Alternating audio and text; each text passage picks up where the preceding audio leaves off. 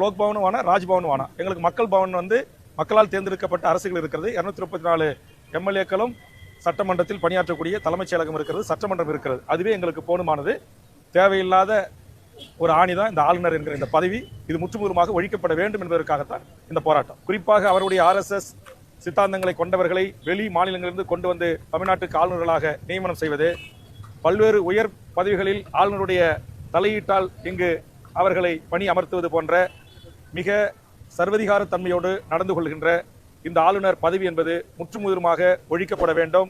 துணைவேந்தர்களை கல்விக்கான அமைச்சருடைய அனுமதி இல்லாமல், முதலமைச்சருடைய அனுமதி இல்லாமல் தானாக நியமனம் செய்து கையொப்பமிட்டு நியமிக்கிற போக்கு, இதுபோன்று பல்வேறு விடயங்களில் தன்னிச்சையாக அவர் தன் அதிகார வரம்புக்கு மீறி செயலாற்றுகிறார்.